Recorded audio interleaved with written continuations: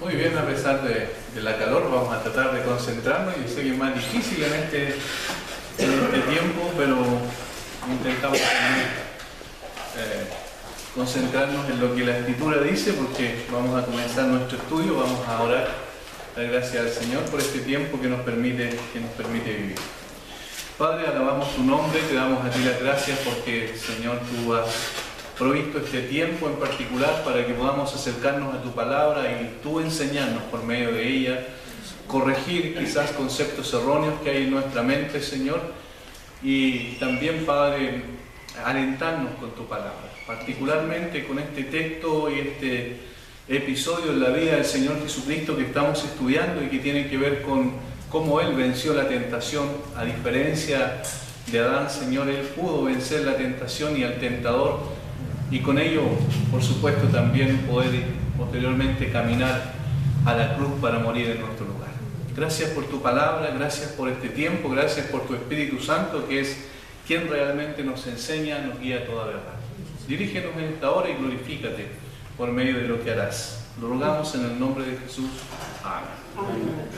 Capítulo 4 de Mateo, entonces vamos a seguir con nuestro estudio. Allí, en lo que se conoce normalmente como la tentación de Jesús o el intento de tentación, en realidad, por parte de Satanás. Allí vemos, ¿verdad?, las tres situaciones que se dieron donde Satanás intentó desviar de Jesús la mirada del Padre, es decir, sacarlo de su concentración de poder hacer la voluntad del Padre, de poder glorificar al Padre por medio de lo que Él hacía y consiguientemente también poder seguir en este camino que Él tenía trazado de antemano desde antes de la fundación del mundo y del momento en que es engendrado por el Espíritu en el vientre de María, poder finalmente ir a la cruz y morir en lugar del hombre pecador.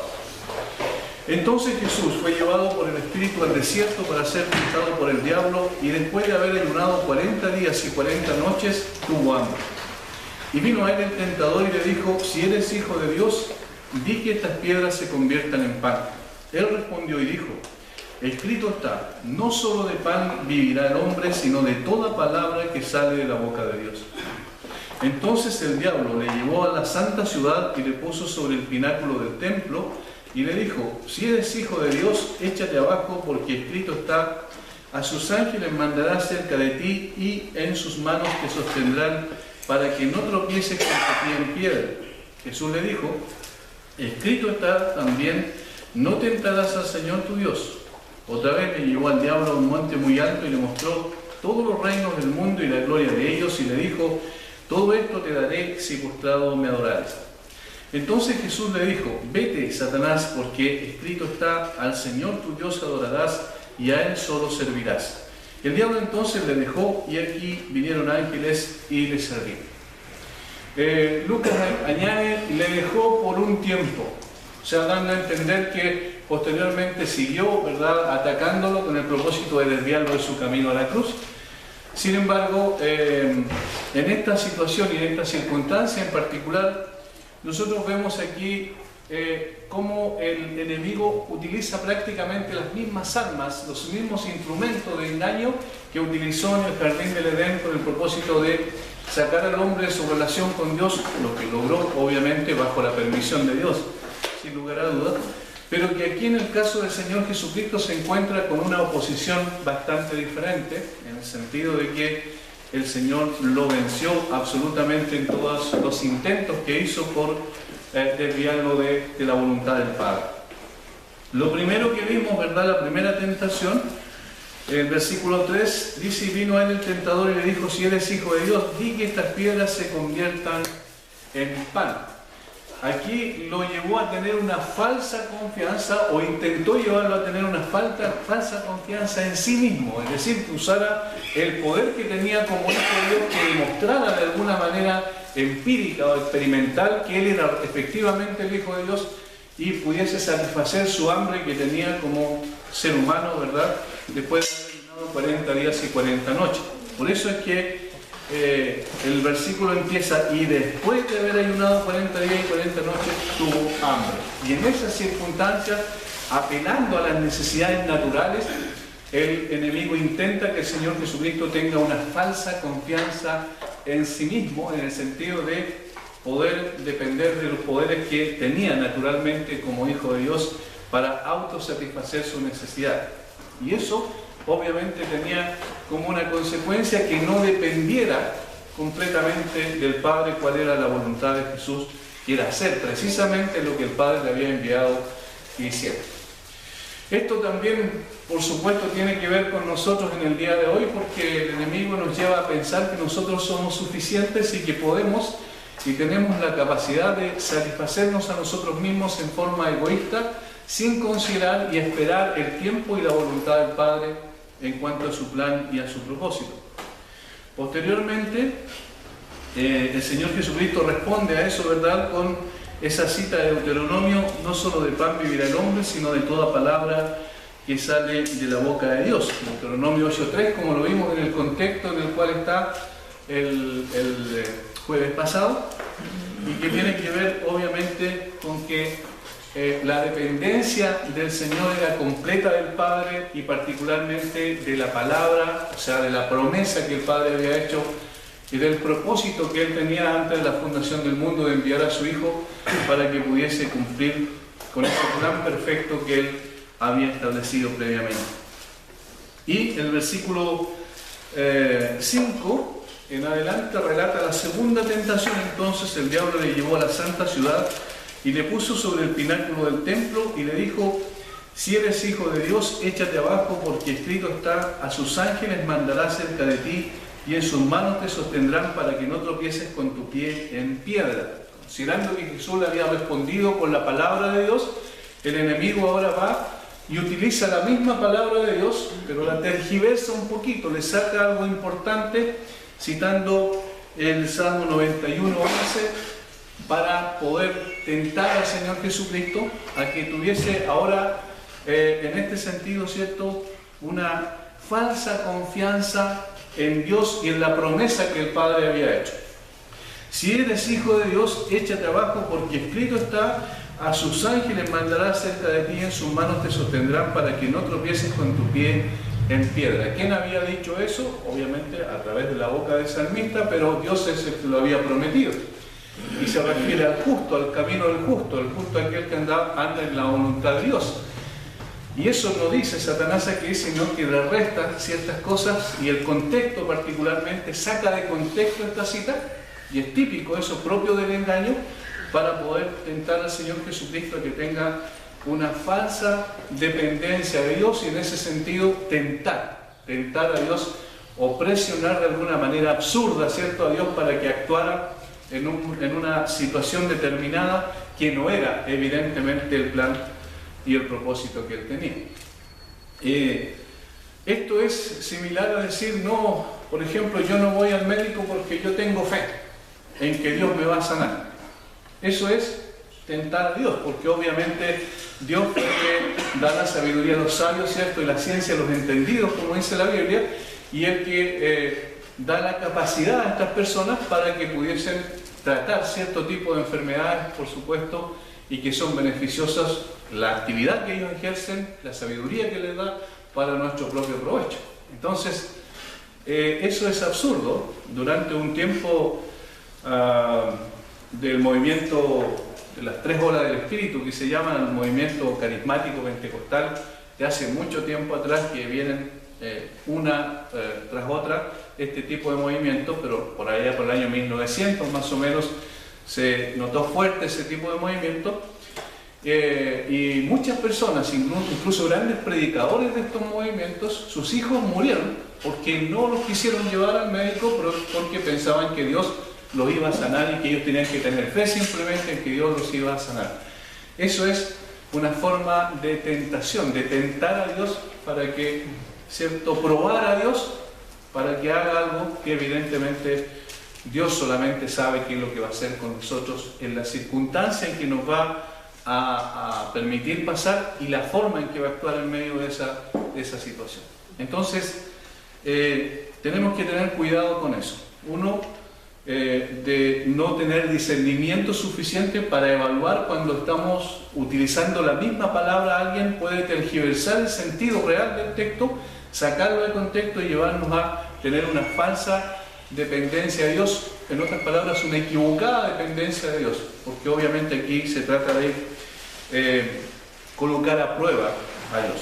Por eso Jesús responde en el versículo 7 y le dijo: escrito está también, no tentarás al Señor tu Dios. El Señor Jesucristo sabía lo que había detrás de la tentación, y evidentemente era esto, de querer tentar al Señor, colocarlo a prueba, cuando eso obviamente una criatura no debe hacer eso con su Creador. Dios sabe lo que hace porque Él es sabio, y obviamente nosotros no le damos órdenes a Dios. Inclusive cuando oramos, nosotros dependemos de lo que Dios responda y no de lo que nosotros queremos que Él responda.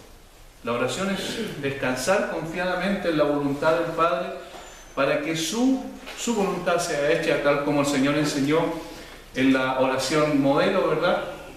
Que se haga tu voluntad, así como en el cielo, de la misma manera también en la tierra.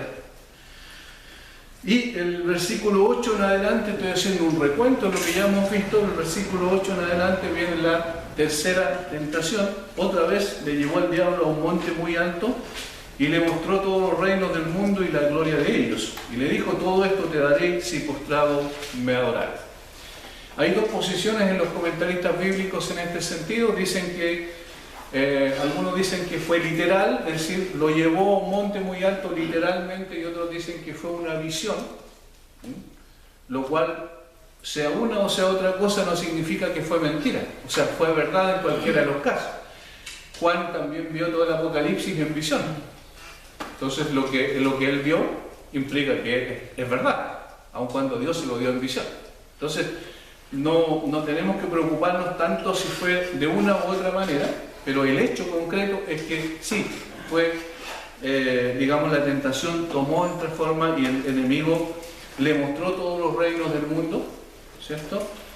Y le dijo: todo esto te daré si postrado me adorares. Obviamente aquí se sacó ya la máscara, ya no era sutil en su tentación, de la misma manera como en Génesis 3 vemos que llega un momento en la conversación con Eva cuando Satanás le dice: no moriréis.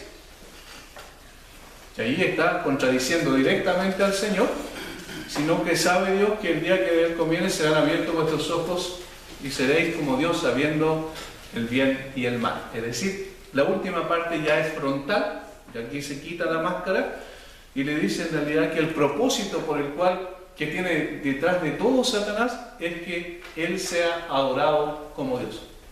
¿Recuerdan lo que dice Isaías capítulo 12 y Ezequiel capítulo 28 cuando habla respectivamente de Satanás? Podemos ir a esos textos para poder entender el propósito final que tiene, qué es lo que hay en su corazón en realidad y qué es lo que pretende cuando tienta al ser humano. Vamos a Isaías capítulo 12 primero, que como hemos visto en ocasiones anteriores, obviamente aquí están estas profecías. Capítulo 14, perdón, Isaías 14, 12, quiero decir. Estas profecías son, o están dadas, en el caso de Isaías 14, contra el rey de Babilonia, pero van más allá del rey de Babilonia, es decir, desde el punto de vista terrenal, van más allá de un hombre común y corriente por la forma en que se refiere a este ser espiritual. Versículo 12. Como caíste del cielo, lucero, hijo de la mañana, cortado fuiste por tierra, tú que debilitabas a las naciones. Tú que decías en tu corazón: subiré al cielo, en lo alto junto a las estrellas de Dios levantaré mi trono, y en el monte del testimonio me sentaré a los lados del norte. Sobre las alturas de las nubes subiré y seré semejante al Altísimo. Evidentemente, esto está más allá que la pretensión de Babilonia. Entonces se entiende que se trata de un ser espiritual que quiso ocupar literalmente el lugar que le correspondía a Dios. Y seré semejante al Altísimo. Son 4 frases que allí muestran su ascenso o su pretendido ascenso hasta el mismo lugar que le corresponde a Dios. Dice: tú que decías en tu corazón, subiré al cielo, ahí está lo primero, en lo alto junto a las estrellas de Dios levantaré mi trono. Un trono es un lugar de autoridad, de poder, de gobierno. En el monte del testimonio me sentaré a los lados del norte, sobre las alturas de las nubes subiré y seré, y aquí está la pretensión mayor, semejante al Altísimo. ¿Qué es lo que hace aquí? En Mateo, obviamente, eso es lo que le dice directamente al Señor Jesucristo, que lo adore como si fuese Dios. Ezequiel 28, ahora vamos a... Ya lo hemos visto en ocasiones anteriores, pero para poder recordar quién es este ser espiritual que está tras la tentación y que en realidad es el tentador. Ezequiel 28, 12 en adelante. También es una profecía que está en el contexto de la profecía contra el rey de Tiro, pero va más allá del hombre común y corriente y tiene que ver con este ser espiritual. Hijo de hombre, levanta endecha sobre el rey de Tiro y dile: así ha dicho Jehová el Señor, tú eres el sello de la perfección, lleno de sabiduría y acabado de hermosura. En Edén, en el huerto de Dios estuviste, de toda piedra preciosa era tu vestidura, de cornalina, topacio, jaspe, crisólito, berilo y ónice, de zafiro, carbunclo, esmeralda y oro. Los primores de tus tamboriles y flautas estuvieron preparados para ti en el día de tu creación. Tú, querubín grande protector, yo te puse en el santo monte de Dios, allí estuviste, en medio de las piedras de fuego te paseabas. Perfecto eras en todos tus caminos, desde el día que fuiste creado hasta que se halló en ti maldad. A causa de la multitud de tus contrataciones fuiste lleno de iniquidad y pecaste, por lo que yo te eché del monte de Dios y te arrojé entre las piedras de fuego, oh querubín protector. Se enalteció tu corazón a causa de tu hermosura, corrompiste tu sabiduría a causa de tu esplendor. Yo te arrojaré por tierra, delante de los reyes te pondré para que miren en ti. Hasta allí vemos, ¿verdad?, que se trata más que de un hombre, la profecía, y se extiende a este ser espiritual de maldad que es llamado Satanás, el diablo, como lo menciona el Nuevo Testamento. Ahora, aquí hay cosas muy interesantes, hermanos, que necesitamos entender para poder saber entonces cuál es la pretensión de Satanás, cuando era la pretensión de Satanás al principio o en el momento en que se rebeló contra Dios, cuál fue el propósito de Satanás cuando tentó a Eva en el Edén y a Adán, y cuál fue el propósito de Satanás al tentar al Señor Jesucristo, y cuál es el propósito de Satanás al tentar posteriormente ahora a los hijos de Dios. Es exactamente el mismo. Siempre la finalidad es la misma, es decir, ser reconocido y ser adorado como Dios. Eso es lo que quiere. Y eso es lo que de alguna manera la sociedad secular ha logrado. Porque evidentemente a través de toda esta dar vuelta a la espalda a Dios y a los propósitos y a los principios establecidos por la palabra de Dios, obviamente es estar diciendo a Satanás que Satanás en realidad es el que manda y el que gobierna, y a él es que la gente sirve sin saber que lo está sirviendo a él muchas veces. Sin embargo, eso es lo que tenemos en la práctica, digamos, porque todas las cosas que el mundo está haciendo, incluso a veces lamentablemente aún la iglesia cae, es precisamente aquello que está en contra de lo que Dios ha establecido claramente en su palabra. Todo esto te daré si postrado me adoraré. ¿Qué le mostró? Le mostró todos los reinos del mundo. La pregunta que yo quiero hacer ahora para conversar un poquito esto es: ¿lo que le ofreció Satanás era lo que él tenía? ¿Él en realidad dueño de algo, Satanás, el diablo? Dios es el dueño de todas las cosas. Dios es el dueño de todas las cosas. Ahora, la Biblia dice que Satanás es el Dios de este siglo, o de este cosmos, de este sistema de cosas, ¿verdad?, en el cual habitamos. Pero no significa que sea el dueño de esto, porque está bajo la soberanía absoluta y el gobierno de Dios. De hecho, como veíamos la otra vez, de alguna manera, sin darse cuenta, es un instrumento para que el plan de decreto de Dios, es decir, los decretos eternos, se cumplan cabalmente. El domingo, creo, en la mañana vimos un poco acerca de esto, y tiene que ver con esta como diría, la Biblia, ¿recuerdan? La voluntad de decreto de Dios y la voluntad de precepto de Dios. O la voluntad preceptiva, como le llaman algunos, la voluntad decretiva, es decir, donde Dios decreta algo antes de la fundación del mundo y eso se cumple perfectamente y nadie puede mover ni siquiera un milímetro esa voluntad. Por ejemplo, allí está todo lo que tiene que ver con la salvación. Dios decretó antes de la fundación del mundo salvar a un grupo determinado de personas conforme a su voluntad y lo va a hacer y eso nadie lo va a poder impedir. Pero también el Señor tiene lo que se conoce como la voluntad preceptiva de Dios y que está en lo que tenemos acá, que son estos 66 libros, ¿verdad? Inspirados por el Espíritu Santo y que efectivamente es lo que Dios dice que hay que hacer, pero el hombre muchas veces transgrede aquello y precisamente esa transgresión muestra lo que hay en su corazón. ¿Me explico? Los 10 mandamientos, por ejemplo, son 10 prohibiciones en un sentido, aunque desde el punto de vista positivo son 10, o sea, más que recomendaciones, mandatos para que el hombre pueda realizar y que va a servir. Digamos, esa obediencia a sus mandamientos va a ser una protección y una bendición para aquellos que lo obedecen. Pero el hombre muchas veces no hace eso. No matarás, el hombre mata.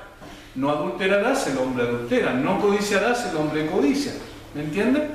Entonces eso muestra lo que hay realmente en el corazón humano. Pero Dios estableció esto y esto sí puede ser transgredido, sin embargo el decreto eterno de Dios no puede ser modificado bajo ninguna circunstancia. Entonces, el hecho de que este ser de maldad, ¿cierto?, esté actuando e intente oponerse a la voluntad de Dios, en realidad, sin darse cuenta, está contribuyendo a que la voluntad de decreto de Dios, esa de antes de la fundación del mundo, se realice. Y por en este sentido, cuando Él está tentando al Señor Jesucristo, de alguna manera está, fíjense, como los versículos anteriores muestran que este es el plan y propósito de Dios, que Jesús fuese tentado en el desierto. Dios, el Padre, no lo tienta, pero es el propósito de Dios. Fíjense, como vimos el versículo 1, entonces Jesús fue llevado por el Espíritu. ¿Por quién fue llevado? Por el Espíritu Santo, que es Dios, al desierto y miren el propósito, para ser tentado por el diablo. Entonces, está dentro de la voluntad de Dios, de decreto de Dios, y obviamente ahí el enemigo pasa a ser una especie de instrumento, ¿cierto?, para que el Señor logre su propósito final en su plan perfecto. Entonces, cuando llegamos al versículo 9, cuando le dice que todo eso le daría si postrado lo adorara, obviamente el Señor Jesucristo era dueño legítimamente de todos los reinos del mundo, porque Él los creó. Como creador, era dueño de todas las cosas y evidentemente nadie podía quitar ese dominio, ese derecho que tenía por creación de todo lo que existe. Ahora, el Señor Jesucristo le responde en el versículo 10, entonces Jesús le dijo, vete, Satanás, porque escrito está, al Señor tu Dios adorarás y a Él solo servirás. ¿A dónde estaba apuntando esto? La respuesta del Señor nuevamente con Deuteronomio, en este caso Deuteronomio 6:13, al Señor tu Dios adorarás y a Él solo servirás. Evidentemente ya fue la respuesta final, porque fue una respuesta consistente con la tentación de la cual fue objeto, que tenía que postrarse delante de Satanás para adorarlo como Dios. ¿Cuál es la pretensión? Como vimos antes, siempre de Él. Sin embargo, el Señor Jesucristo dice que solamente al Señor hay que adorar y solamente a Él servir. En cada una de las respuestas está implícito la sabiduría de Dios, el conocimiento que tenía el Hijo respecto del Padre, y ese conocimiento relacional que tenía con el Padre de antes de la fundación del mundo, pero que ahora, como un ser humano más, enfrenta, ¿verdad?, la tentación, y esa sabiduría el Señor Jesucristo la utiliza, el conocimiento de las Escrituras lo utiliza para poder derrotar al enemigo. Y esto es un poco a veces difícil de poder, como diría, depender exclusivamente de la palabra de Dios como el único instrumento para vencer la tentación y para hacer la voluntad de Dios, porque hay tantas cosas que el mismo ser humano ha creado en el aspecto religioso que desvían la vista del creyente de lo más importante, de lo único esencial, de la única arma poderosísima para derrotar al enemigo, que es la palabra de Dios. Lamentablemente, hay una cantidad increíble de movimientos que quitan de la vista, la vista del creyente de las Escrituras. Y fíjense cómo solamente con las Escrituras el Señor puede vencer al enemigo allí de una forma contundente y definitiva. Parece tan simple la palabra. No sé si a ustedes les ha pasado, pero a veces uno dice, pero ¿cómo es tan simple? O sea, es leer algo y pensar, sí, eso es lo que dice Dios, pero como que suena tan simplista. Como dice John MacArthur en un libro sobre consejería. Parece que nos han convencido de alguna manera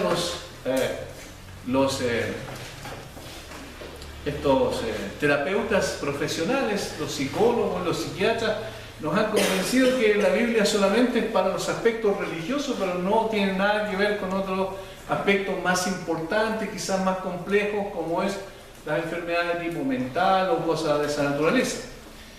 Y nosotros, claro, leemos la Biblia y decimos, sí, en realidad es tan simple, quizás es mejor acudir a un profesional en la materia para que nos ayude. Y la verdad es que no tiene sentido, porque la palabra de Dios tiene todo lo que necesitamos para la vida y la piedad, como dice el apóstol Pedro en su segunda carta, capítulo 1, versículo 3. Todas las cosas nos han sido dadas por su divino poder.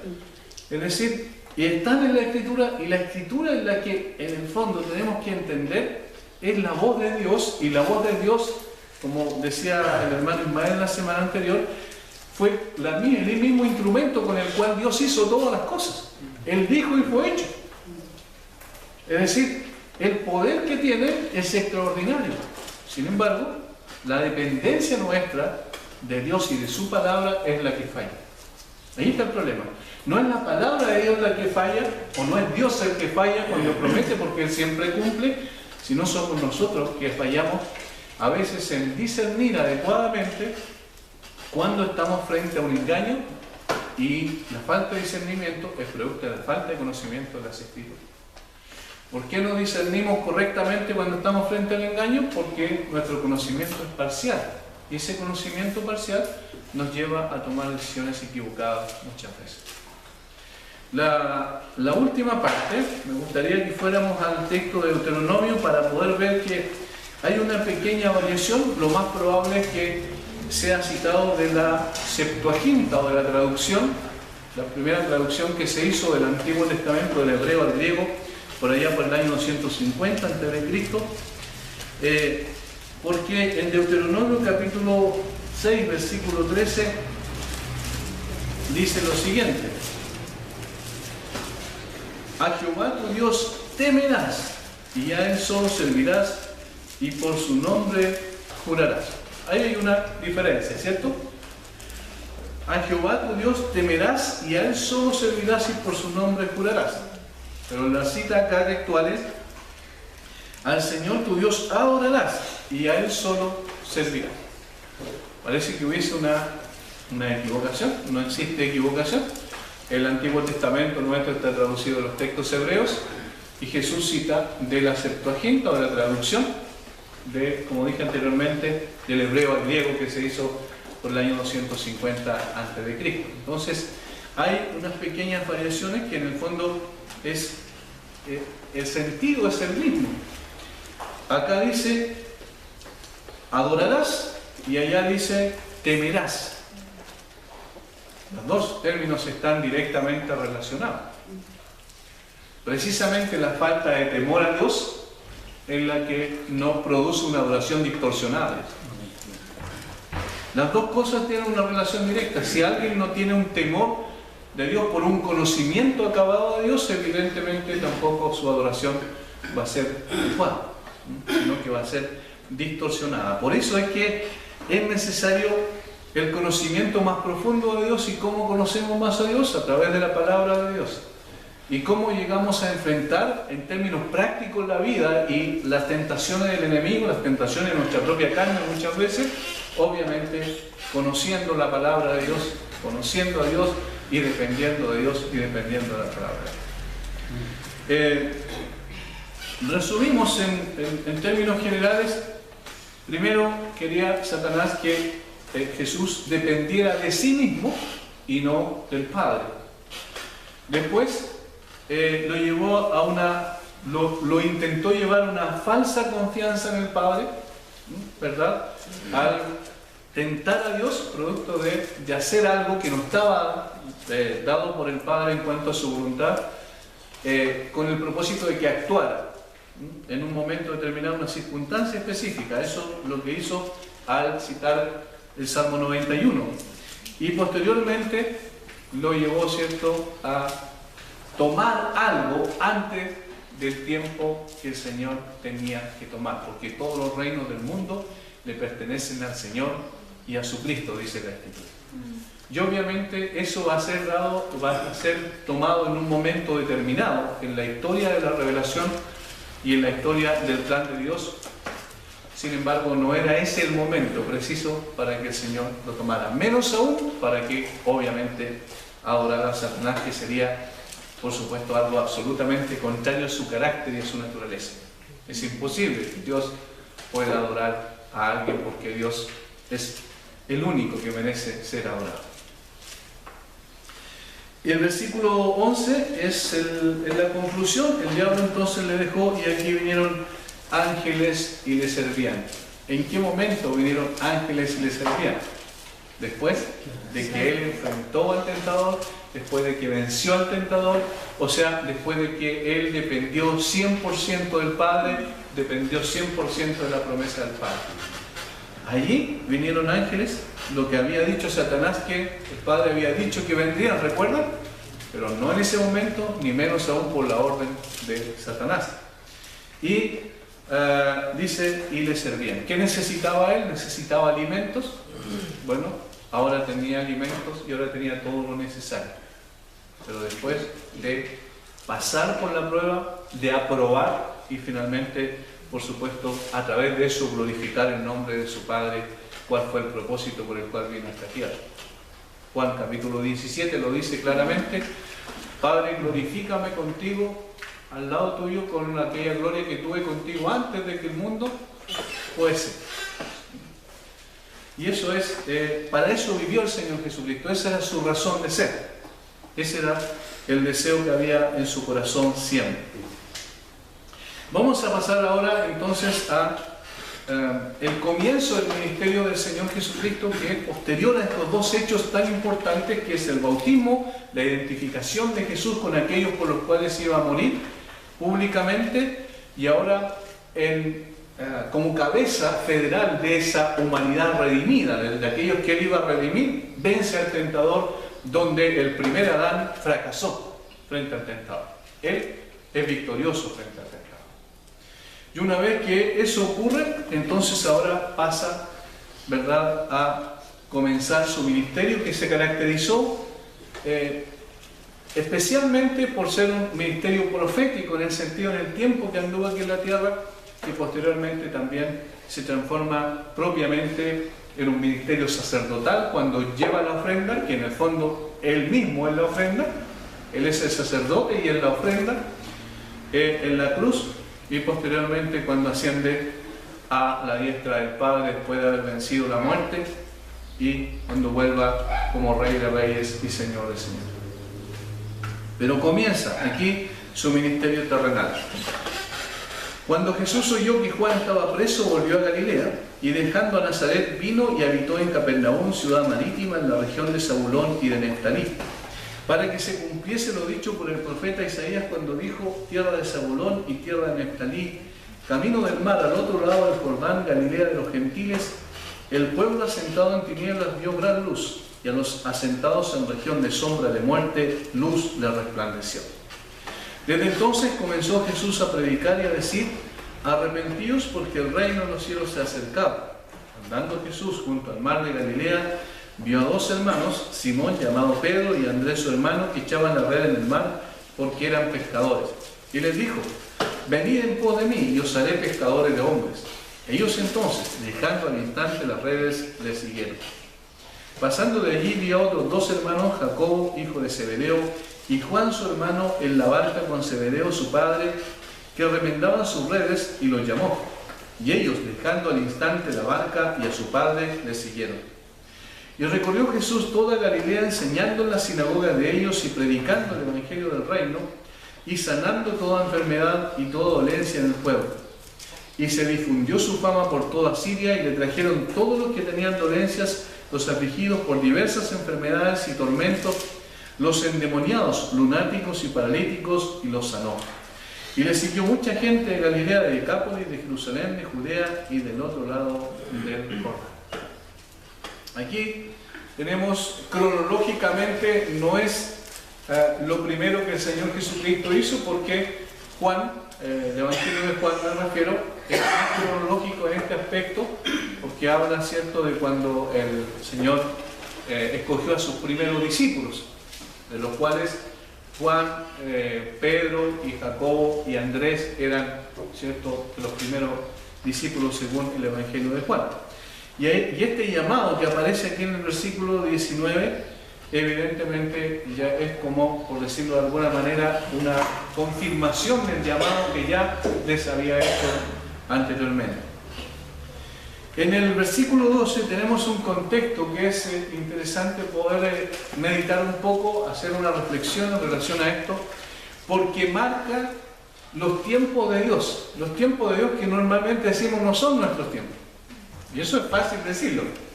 Lo difícil es aceptar que los tiempos de Dios no son los nuestros. Y en el plan de Dios estaba estipulado todo. Evidentemente nosotros no conocemos todo, pero a medida que se van revelando las cosas, nosotros las vamos entendiendo. Versículo 12 dice: cuando Jesús, hay un adverbio de tiempo ahí, cuando Jesús oyó que Juan estaba preso, volvió a Galilea. Cuando Jesús entendió que Juan estaba preso, volvió a Galilea. Estaba en el sur, en Jerusalén, aparentemente por el contexto, y entonces él asciende, va nuevamente a Galilea, que estaba en el norte, donde estaba el famoso lago o el mar de Galilea, o el lago de Genesaret, que tiene los mismos nombres en realidad, que es el mismo, es la misma, el mismo lago, digamos, o mar, como le llamamos. Más o menos para que tengamos una idea. Acá en este sector de Israel estaba Galilea, que se llamaban, que era una provincia. Ahí también una de las ciudades era Nazaret, y otras ciudades que bordeaban este lugar eran Capernaum y otras ciudades marítimas, como mencionan, de las cuales Capernaum aparentemente era Pedro, uno de sus primeros discípulos. De hecho, prácticamente todos eran los discípulos de Jesús, eran de este sector, y solamente uno era de acá. ¿Cuál creen ustedes que era ese? Judas. Era de acá, de este sector donde estaba Jerusalén como ciudad principal, todo era Judá, y aquí al medio estaba Samaria, más o menos para ubicarnos geográficamente. Y el texto dice: cuando Jesús oyó que Juan estaba preso, volvió a Galilea. Volvió a Galilea implica que él era de ese lugar, y su mayor tiempo en cuanto al ministerio lo desarrolló precisamente en ese lugar. Entonces volvió allá. Pero ¿por qué volvió allá? ¿En qué momento y en qué circunstancias? Dice: cuando oyó que Juan estaba preso. ¿Cuál era el propósito de Juan el Bautista? ¿Para qué nació él? ¿Para qué vino él? Lucas lo dice. Para preparar el camino. ¿Perdón? Preparar el camino del Señor. Para preparar el camino del Señor. ¿Cómo le llamamos nosotros en el capítulo 3? El heraldo del Señor Jesucristo. O sea, el que iba proclamando, como un heraldo del rey, va proclamando, ¿verdad?, que el rey viene. Y él va preparando el camino. ¿Cómo preparaba el camino? Con un mensaje de llamado al arrepentimiento. Porque entendía que todo ser humano necesita arrepentimiento. Cuando uno escucha este concepto, arrepentidos, necesita arrepentirse de algo que hay en él.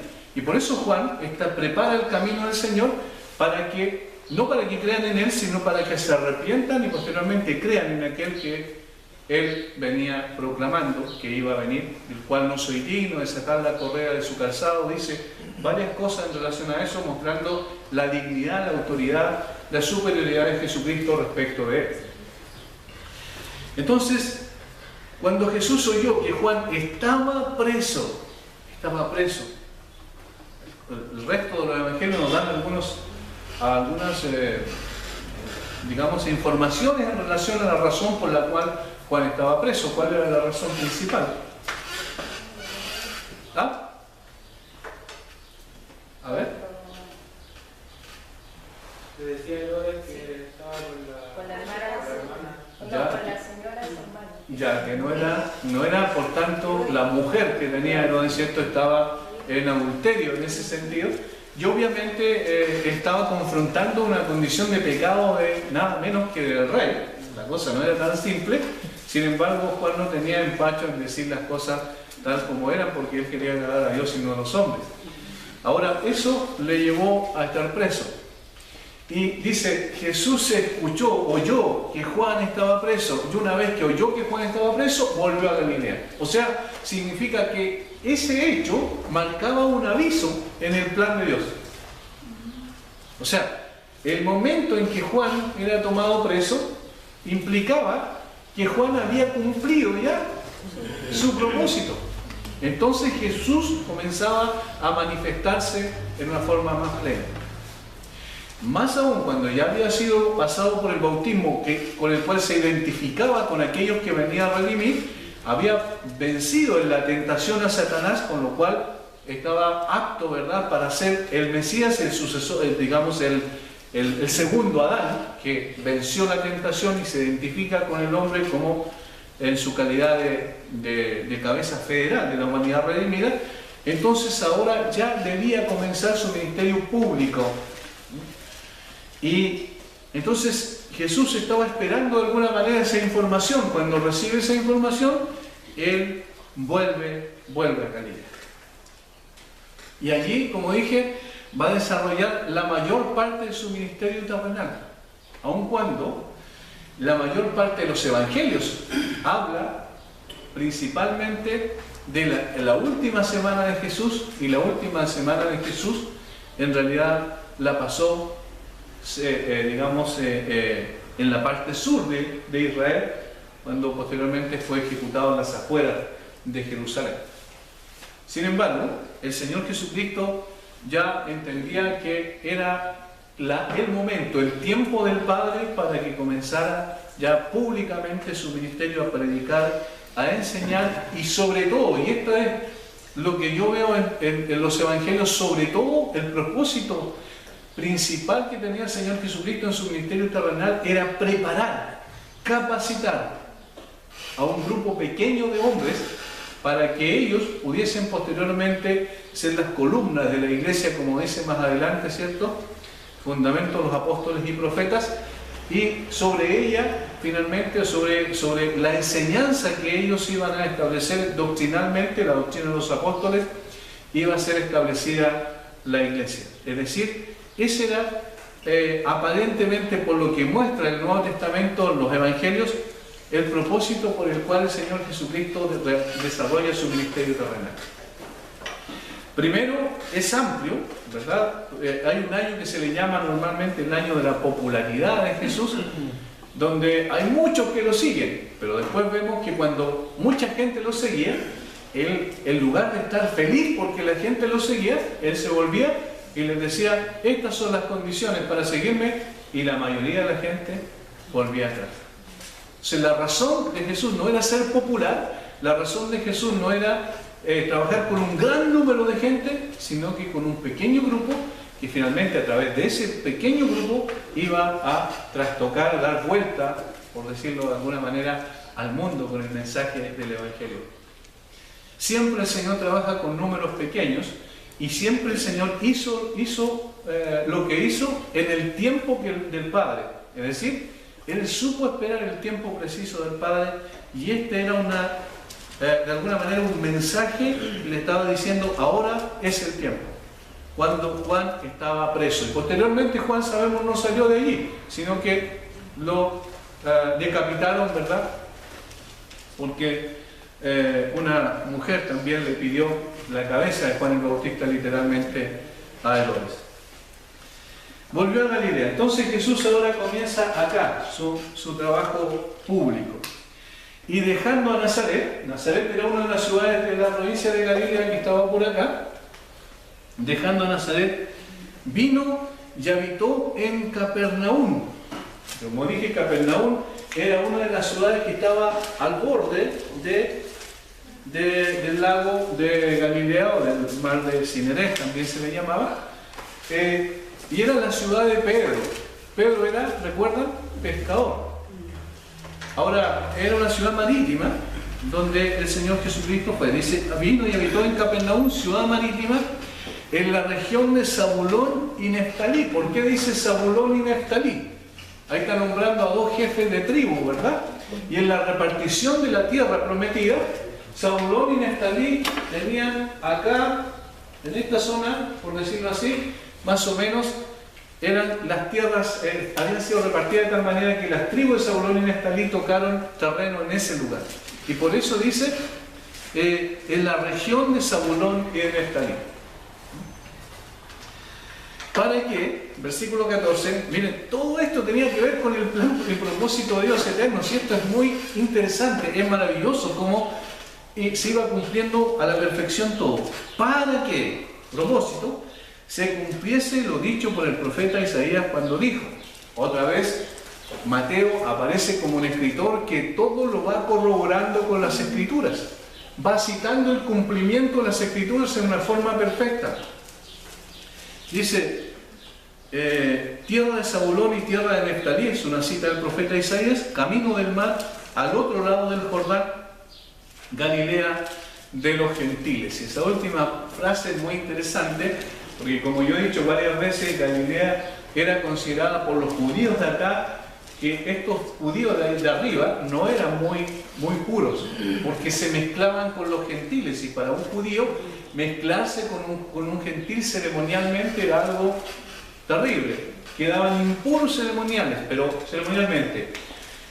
Acá había ciudades que, más adelante dice Decápolis, que significa 10 ciudades, estaban en este sector al otro lado del Jordán. Entonces, las relaciones que existían de los judíos con gente que no era que eran gentiles, que no eran judíos propiamente, era muy prolífica acá en este lado. Incluso las relaciones comerciales que habían entre judíos y no judíos era prolífica. Por eso es que se le llamaba Galilea de los gentiles. No en el sentido de que solo hubieran gentiles, sino que habían judíos, pero que no tenían ningún problema en relacionarse con gentiles. En cambio, los de acá, no, en absoluto. Eran muy cerrados en ese sentido. Ahora, la cita que menciona Mateo aquí, interpretando lo que estaba sucediendo, es una cita, como dijimos anteriormente, de Isaías capítulo 9, versículos 1 y 2. Isaías 9, versículos 1 y 2.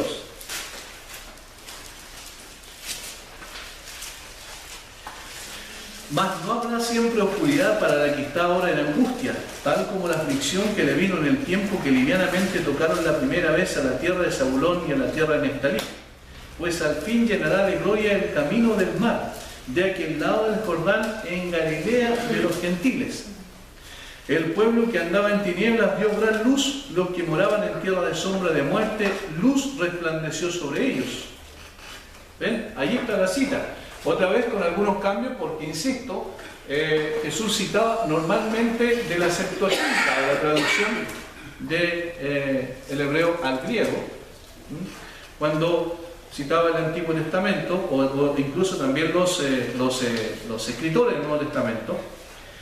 Tierra de Zabulón y tierra de Neftalí, camino del mar, al otro lado del Jordán, Galilea de los gentiles. El pueblo asentado en tinieblas. Y aquí está la referencia que tiene que ver más con la trascendencia del ministerio del Señor Jesucristo en cuanto a su carácter. Fíjense, el pueblo asentado en tinieblas vio gran luz, y a los asentados en región de sombra de muerte, luz les resplandeció.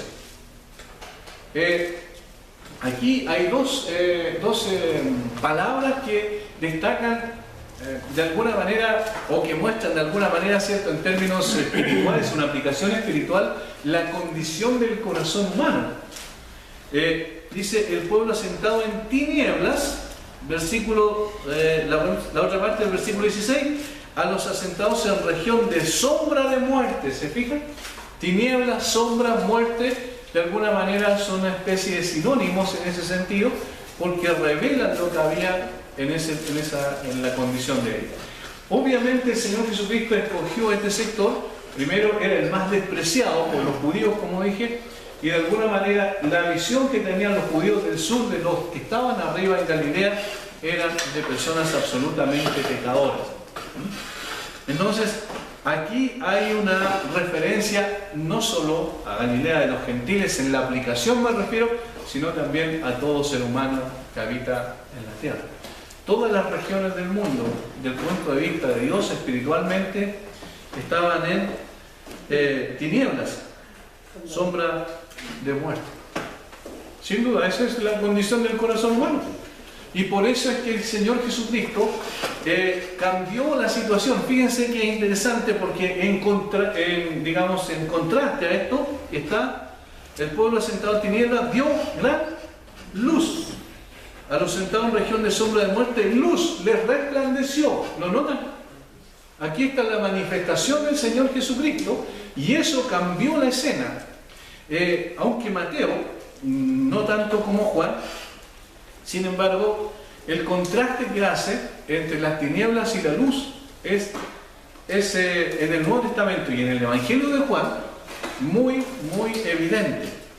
Solamente voy a leer algunos versículos del primer capítulo de Juan para que ustedes vean el contraste que hacen, esta diferencia, esta separación, y al mismo tiempo esta diferencia que existe entre la luz y las tinieblas. Capítulo 1 de Juan, versículo 4. En él estaba la vida, refiriéndose a Jesús, y la vida era la luz de los hombres. Vida y luz ahí está relacionada. Pero miren, la luz en las tinieblas resplandece, y las tinieblas no prevalecieron contra ella. ¿Lo ven? Luz, tinieblas.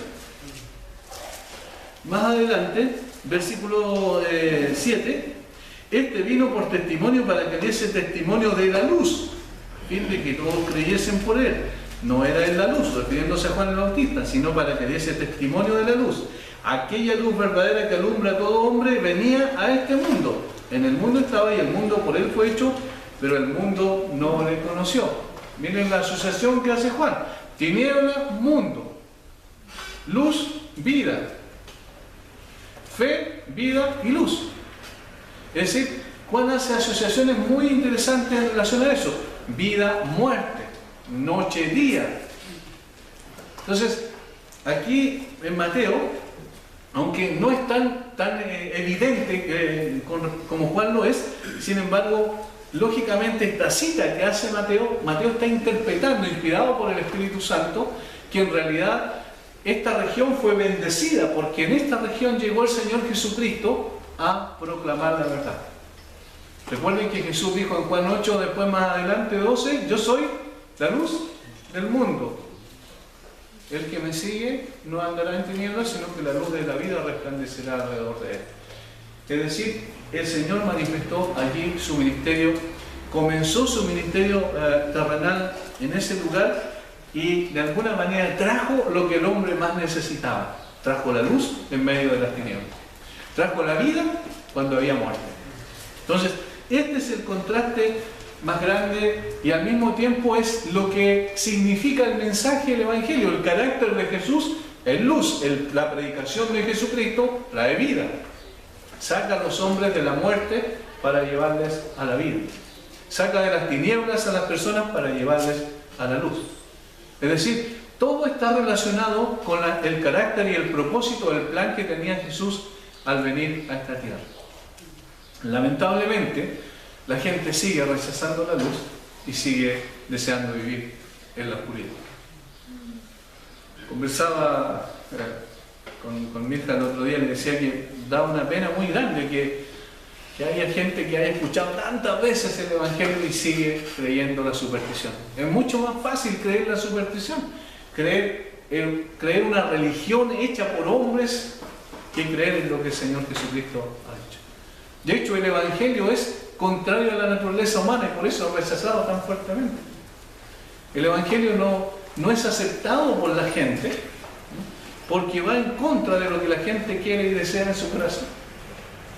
La gente quiere lo que estaba viendo algo en internet decían, el primer hombre en Argentina en dar a luz un hijo, lo cual es totalmente falso. Son puras informaciones engañosas, porque no es un hombre, es una mujer. Pero eso no dice, el titular dice primer hombre en Argentina en dar a luz un hijo. No es así, es una mujer. Es una mujer que cree ser hombre. ¿Entienden? Pero es una mujer. O sea, tienen que negar la realidad biológica para hacer esa afirmación. Y lo que más me llamó la atención, que decían que estaban contentos, los dos eran transexuales, o sea, el que tuvo la guagua era el marido, pero que era una mujer, y la mamá era un hombre, pero que se la daba de mujer. Y dice que la guagua le dijo el sacerdote del lugar que no había problema, que él la bautizaba, no había ningún problema. Y en la revista más importante de los homosexuales en el mundo, el Papa fue escogido como personaje del año. ¿Por qué razón? Porque obviamente la Iglesia Católica está tendiendo cada vez más a aceptar la homosexualidad como algo natural. Aun cuando todavía no lo hacen en forma abierta, porque doctrinalmente todavía creen que es algo malo, pero de todas maneras ya se va hacia ese lado con el propósito de recibir el aplauso y la aceptación de la gente. Obviamente que eso va a lograr popularidad y aceptación de las personas. El mensaje de Jesucristo choca de frente con la realidad del hombre, lo desnuda tal cual es, lo humilla, lo deja en evidencia, y por eso es que el hombre no lo acepta. Si nosotros queremos impopularidad, necesitamos mantenerlo en la Biblia solamente, nada más, no hacer ningún otro esfuerzo, decir lo que dice la Biblia, vivir lo que dice la Biblia, y vamos a ser impopulares, de seguro. Si queremos popularidad, tenemos que cerrar la Biblia y comenzar a inventar cualquier doctrina, y entonces la gente va a venir seguramente a llenar los templos. Pero obviamente no estamos llamados a eso. El Señor Jesucristo es la luz del mundo y Él dijo que nosotros éramos la luz del mundo también. Necesitamos vivir como Él vivió. Necesitamos imitar a Jesucristo en lo que Él creyó, en lo que Él vivió y en el propósito principal que tenía, que era la gloria de su Padre. Hasta aquí vamos a dejar el estudio. Me parece a mí que desde aquí en adelante empieza ya la parte más doctrinal respecto, particularmente el capítulo 5, respecto a lo que el Señor Jesucristo quería enseñar y a quienes específicamente quería apuntar con su mensaje, que eran los discípulos, aquellos que Él había escogido para que a través de ellos se multiplicara el ministerio de Jesús en lo sucesivo. Muy bien, hermanos, vamos a dejarlo hasta ahí. Vamos a orar una vez más.